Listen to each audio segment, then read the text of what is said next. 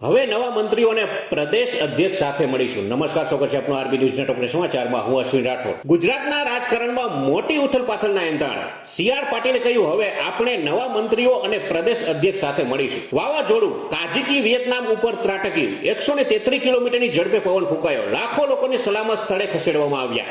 Online gaming bill 2025 આવ્યા પછી dream 11એ ભારતીય ક્રિકેટ ટીમની સ્પોન્સરશિપ પાછી ખેંચી. યુક્રેને રશિયાના ન્યુક્લિયર પાવર પ્લાન્ટ પર હુમલો કર્યો. કેટલાય પાવર સ્ટેશન ઉડાવી દીધા. ઇઝરાયેલે ગાઝાની એક હોસ્પિટલ પર હવાઈ હુમલો કર્યો, જેમાં 4 પત્રકારો સહિત 15 લોકોના મોત. જગદીશ ધનખડના ઉપરાષ્ટ્રપતિ પદ પરથી રાજીનામા બાદ નજરબંધના દાવા પર અમિત શાહનું નિવેદન.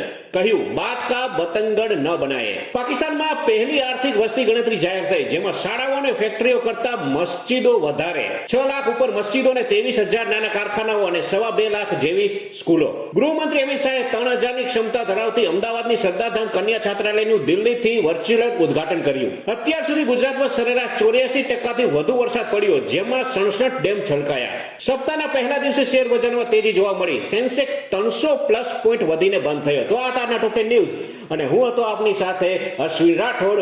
જય હિન્દ, જય ભારત.